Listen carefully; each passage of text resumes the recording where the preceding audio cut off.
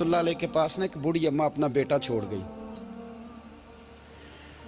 तो हजरत साहब ने कुछ 2, 4, 5 महीने रखा। तो बाद में उसकी अम्मा को बुला के कहा कि भाई तू बेवा है, बेटा तेरा यतीम है, मैं नहीं चाहता कि इसका वक्त ज़ाया हो। ये पढ़ने वाला कोई नहीं, सारे नहीं भाई पढ़ने वाले होते। अब यहाँ वाला माँ बैठे हैं, मैं बेअदब भी ना हो जाऊँ। कुछ पूरे 8 साल लगा के भी आ जाते हैं, सनद भी उनके पास होती है। नाराज ना हो जाना, ये तो सब अच्छे लोग हैं, सनद होती है पर पता कोई नहीं होता। ये आला हजरत ने लिखी है बात, सनद होती है, पूरी डिग्री होती है, उस पर कई लोगों के साइन भी होते। तो बहुत सारे तालिब इल्म ऐसे होते हैं जो मदारस में कहते हैं मैं फाजल फलां हूँ, लेकिन कोई शय पास। तो मौलाना सरदार अहमद साहब मुहद्दिस आज़म पाकिस्तान रहमतुल्लाह अलैह उस बूढ़ी को कहने लगे तेरा बेटा कुंद देना है, पढ़ना पढ़ाना इसने कुछ भी नहीं, तो यतीम बच्चा है, कल को तो कहेगी कि मेरे बेटे ने वक्त ज़ाया किया तो वापस ले जाओ। बूढ़ी अम्मा रोने लग गई, कहने लगी मैं पढ़ाने तो नहीं लाई थी, मैं तो आपको रब का वली समझती हूँ, मैं तो नौकरी कराने लाई थी, नौकरी। हजरत अनस बिन मालिक कहते हैं मेरी अम्मा भी हुजूर की बारगाह में दे गई थी, तो हुजूर की बारगाह में ये नहीं कहा था कि या रसूलल्लाह पढ़ा दें, हाँ हाँ मैं जिम्मेदारी से बात कर रहा हूँ। ये नहीं कहा था हुजूर मुजाहिद बना दें, ये थोड़ी कहा था कि या रसूलल्लाह सल्लल्लाहु तआला अलैहि वसल्लम से मुफस्सिर मुहद्दिस मुहक्किक मुफ्ती बना दें।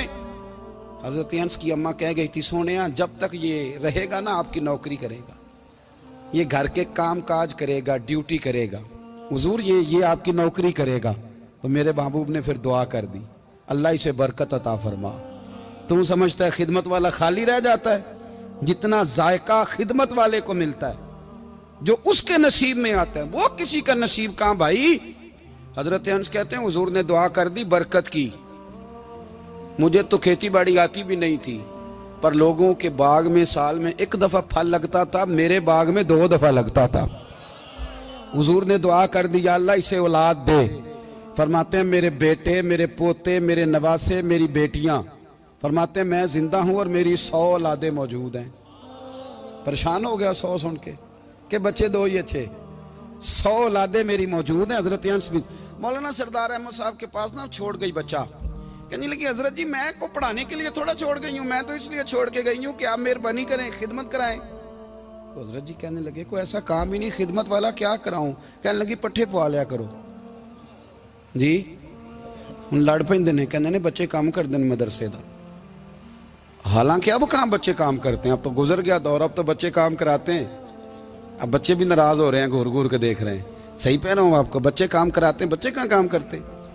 कहने लगी ये चारा डाले करेगा आपकी भैंसों को। तो हजरत ने उसको कहा कि बीबी चारा मेरी भैंसों को डालने के लिए मैंने बंदा रखा हुआ है, तो तू जा ले जा। कहने लगी हाथ बांध के हुजूर मेहरबानी करें रख ले, चारा डालेगा। और पुत्र तवज्जो से चारा डालना हजरत की भैंसों को। रोने लगी, हजरत ने रख लिया, महीने का खर्चा भी देते।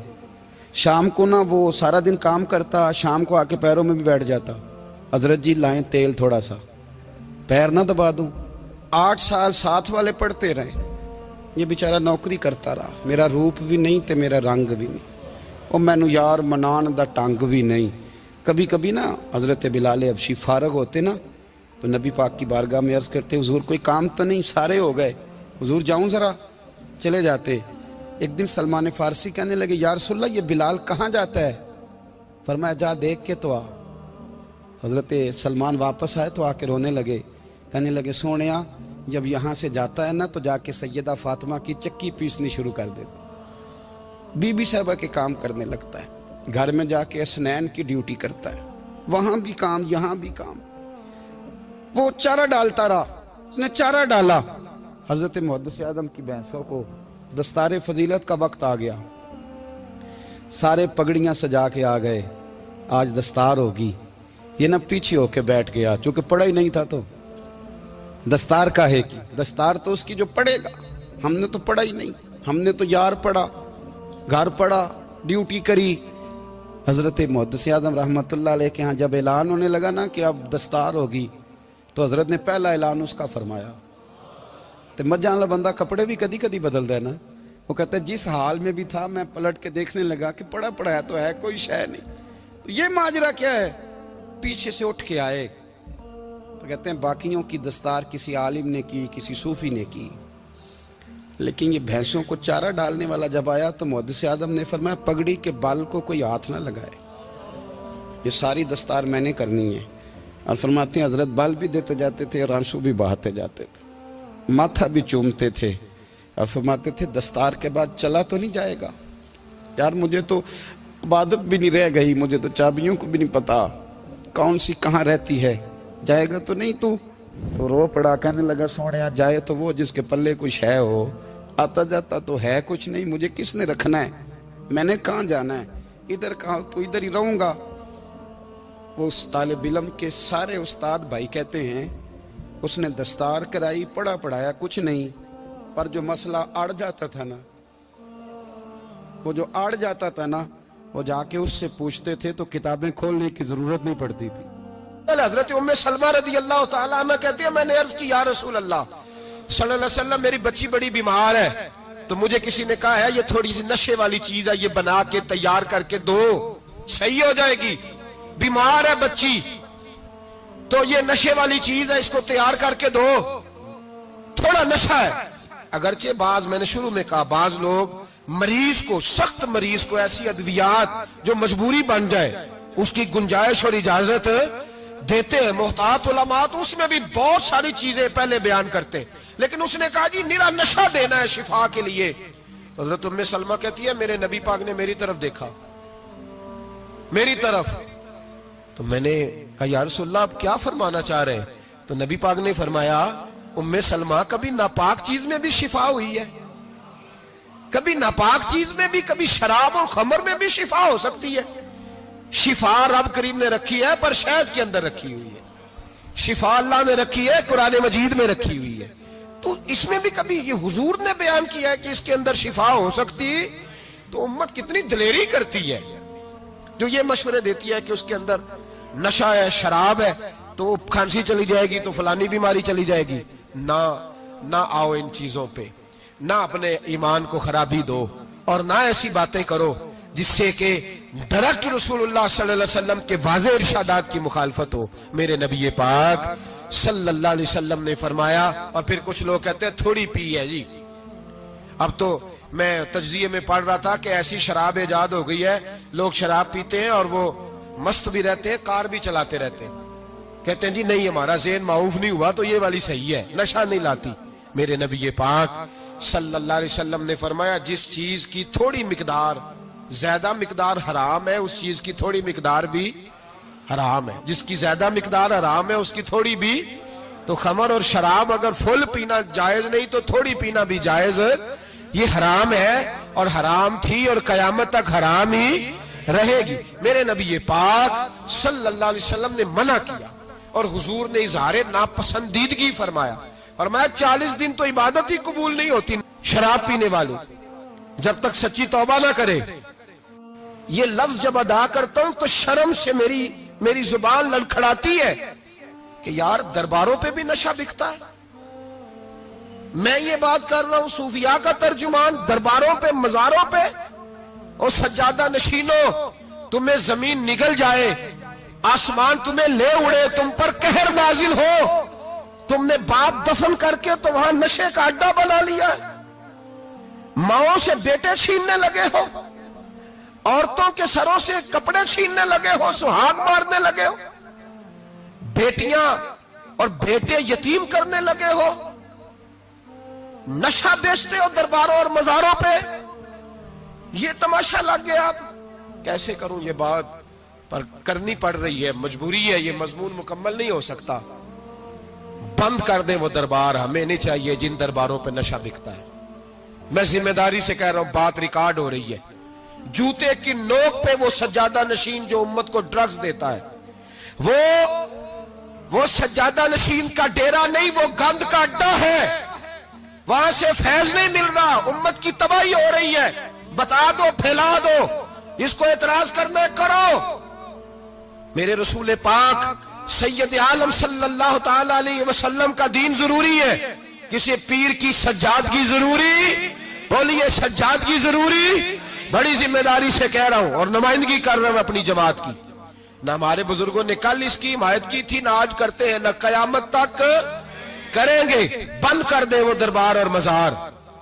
بزرگ دنیا میں یہ کام کرنے آئے تھے، اور ہماری سوچ اتنی گر گئی ہے، اتنے ہم کمزور ہو گئے۔ کہتے ہیں جب اس کو چڑھ جاتی ہے تو پھر بڑی معرفت کی باتیں سناتا ہے۔ تجھے شرم نہیں آئی یہ لفظ کہتے ہوئے؟ اب نشئی تجھے معرفت سکھائے گا؟ اب تو شرابی سے، بھنگی چرسی سے دین سیکھے گا؟ کہتے ہیں اس نے پی ہوئی تھی، چڑھی ہوئی تھی، بات کر دی تو میرا کام بن گیا۔ اتنی گندی اور میلی سوچ صاحب ایمان کی ہوتی ہے، تو اب نشیوں سے جا کر دعائیں کرائے گا؟ سن، میرے نبی پاک صلی اللہ علیہ وسلم نے فرمایا جو شراب پی لے، نشہ کر لے، اس کی تو 40 دن تک عبادت رب قبول نہیں فرماتا۔ تو کہتا چڑھی ہوئی تھی تو اس نے دعا کر دی، تجھے شرم ہی نہیں آئی بات کرتے؟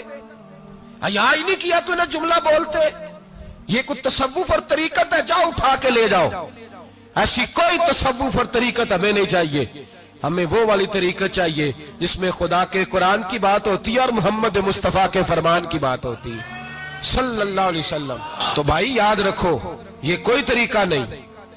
ایک مزار ہے، مجھے ایک صاحب کہنے لگے آ جائیں یہاں بھی فاتحہ پڑھیں۔ میں نے کہا یہاں کیا ہے؟ کہنے لگے تھے تو بابا جی نشہ وشا کرتے، پر اب سنا ہے لوگوں کی منتیں بڑی پوری ہوتی ہیں۔ مجھے جذبات بڑے کم آتے ہیں۔ میں نے اس آدمی کو گریبان سے پکڑ لیا، میں کہ ادھر ہٹ، وہ تو نشہ کرتا تھا اور تو جاتا تھا، تیری یہ کیسے طاقت ہوئی؟ تو نے مجھے مشورہ دے دیا، تو ہمیں کمزور سمجھتا ہے؟ ہم کمزور ایمان کے لوگ ہیں، اور میں یہاں تجھے کہوں گا نہیں نہیں میں یہاں نہیں جاتا، میں وہاں جاتا ہوں۔ بالکل کوئی لگی لپٹی بات نہیں، کھری بات۔ تصوف وہ، دربار وہ جہاں قرآن پڑھا جائے اور رسول اللہ کی حدیث سکھائی جائے، باقی کوئی مطلب نہیں کسی قسم کا۔ میں داتا صاحب کبھی جاؤں نا جلسہ کرنے کسی کام سے، کسی تقریب میں، تو میں داتا صاحب کے مزار پہ نہیں جاتا۔ میں کہتا ہوں یار یہ جرانہ نہیں کہ بندہ کسی کام آیا تھا تو فاتحہ پڑھ لی، واپس چلو، گکھڑ سے سپیشل آئیں گے داتا صاحب کے مزار پہ حاضری دیں۔ اور میرے سنگی گواہ ہیں کہ میں سپیشل ٹائم نکال کے بہت سارے کام چھوڑ کے سپیشل جاتا ہوں، اور میں مراد ماننے نہیں جاتا، میں داتا صاحب کا شکریہ ادا کر دے جاتا ہوں۔ میں ان سے کہتا ہوں حضور آپ کی مہربانی، آپ یہاں آئے تو ہمارے بڑے بھی رسول اللہ کے غلام بن گئے۔ میں تو سلام عقیدت پیش کرنے جاتا ہوں، ہم مزارات پر جانے کے قائل نہیں، بلکہ ہماری تو عقیدت کا درجہ ہی مکمل نہیں ہوتا جب تک ہم مزار پہ سلام نہ کریں۔ پر مزار داتا صاحب کا، مزار خواجہ معین الدین اجمیری کا، مزار غوث اعظم جیلانی کا، مزار محدث اعظم مولانا سردار احمد کا، مزار اولیاء کا، مزار میاں شیر محمد شرک پوری کا، مزار رب کریم کے بندوں کا۔ بھنگیوں چرسیوں کے مزار نہیں ہوتے، اور نام ان مزارات کے قائل ہیں، بالکل قائل نہیں ہم۔ میں تھوڑے دن پہلے لاہور گیا تھا، تو میں کار میں میاں صاحب میاں شیر محمد شرک پوری کا ذکر کر رہا تھا۔ میں اپنے دوستوں سے کہہ رہا تھا یار بہت بڑا بابا ہوا ہے، تو مجھے کہنے لگی کرامت کیا ہے؟ میں نے کرامت یہ ہے کہ ساری زندگی سنت کا درس دیا ہے۔ تو مجھے کہنے لگے آپ کبھی گئے نہیں؟ میں نے کہا میں اسپیشل گیا تھا، اور تھوڑے دنوں کے بعد پروگرام بناؤں گا تو میں ساتھ لے کے جاؤں گا۔ ہم مزارات کے قائل ہیں، حاضریاں دیں گے مزاروں پہ، لیکن بھنگیوں چرسیوں کے مزاروں پر جانے کے قائل ہیں؟ زور سے بولے، یہاں جانے کے قائل ہیں؟ کوئی عقیدہ نہیں ہے ہمارا۔ نشہ بکے گا اب مزاروں پہ، اب یہ تصوف ہوگا وہاں، یہ طریقت ہوگی۔ اور ملت پر رحم کھاؤ خدا را۔ اگر تمہارے قومی ادارے کہتے ہیں رپورٹ کرنے والے کہ 70 لاکھ پاکستانی نشہ کرتا ہے، تو کیا تمہیں یہ نہیں پتا کہ نشہ بیچتا کون ہے؟ کیا تمہیں یہ نہیں پتا کہ ڈرگز کا کاروبار کون کرتا ہے؟ اگر تمہیں یہ پتا ہے تو کیا یہ خبر نہیں تمہیں کہ ان رگوں پر یہ خون اتارتا کون ہے؟ میں اپنے بزرگوں سے معذرت کے ساتھ، نشے کا آغاز، ناراض تو نہیں ہو جائیں گے بزرگ؟ نوجوانوں کو میں لتاڑ لیتا ہوں، لیکن بزرگوں کی عزت کرنا سنت ہے، تو میں بزرگوں سے معذرت کے ساتھ، یہ یوں سمجھ لیے خوگرے حمد سے تھوڑا سا گلا بھی سن لے۔ نشہ سگریٹ سے شروع ہوتا ہے، سگریٹ سے۔ میں تمباکو کو حرام نہیں کہتا، یہ فتویٰ نہیں دے رہا۔ تمباکو کا حکم وہی ہے جو مولی کا ہے، جو کچے پیاز اور لہسن کا ہے، کہ آپ جب کھا لیتے ہیں تو منہ سے بدبو آتی ہے، تو آپ مسجد میں آئیں تو آنے سے پہلے مسواک کریں، منہ صاف کریں، پھر آپ آ جائیں۔ تو جائز ہے, مکروہ ہے لیکن حرام. لیکن تمباکو سے آگے جب حالات بڑھتے ہیں, تجزیہ نگاروں نے لکھا ہے کہ ہمارے پنجاب کے کچھ علاقوں میں اب سگریٹ سے نکال کے نا, پہلے بھی بھرتے تھے لوگ اس میں بڑا کچھ, اب پتہ ہے کہ نیا نشہ ایجاد کیا ہے, اب اس کے اندر چرس بھی بھرتے ہیں اور چھپکلی کو مار کے سکھا کے خشک کر کے اس کو پیس کے وہ ساتھ نشے کے ملاتے ہیں, اور اس کا حال یہ ہوتا ہے کہ آدمی کو زیادہ نشہ ہوتا ہے, اور کہتے ہیں وہ اتنا گند ہے کہ وہ آدمی کسی کو دانت بھی لگائے گا تو وہ بندہ بھی بیمار ہو جائے گا. کیا یہاں لوگ اسپرٹ نہیں پیتے آپ کے ملک میں؟ اور ہم کبھی سڑک پہ جاتے ہیں تو نشئی کو دیکھ کے مذاق کرتے ہیں, دیکھنا میں ہارن لگاؤں گا تو گاڑی کے ہارن سے گر جائے گا, لیکن تجھے پتا نہیں کہ یہ کسی ماں کا بیٹا ہے, پتا نہیں کسی بیوی کا شوہر ہے. ایک ہمارے دوست ہیں, بزرگ ہیں, ان کا داماد فوت ہو گیا, نشہ کرتا تھا, تو میں تعزیت کرنے ان کے گھر پہنچا تو کھڑے ہو گئے ہاتھ باندھ کے, کہنے لگے حضرت صاحب باقی ساریاں گلاں چھڑ دیو, صرف نشے تے تقریر کریا کرو. وہ جب جیتا تھا تو تب بھی اس کے بچے یتیم ہی تھے, یتیم ہی تھے. میری بیٹی جب میرے گھر آتی تھی اور میں اپنے پوتوں کے اتنے کپڑے اسے پہننے کو دیتا تھا تو میرا کلیجہ پھٹتا تھا, اور میری بیٹی اس کی زندگی میں بھی بیوہ کی زندگی گزار رہی تھی.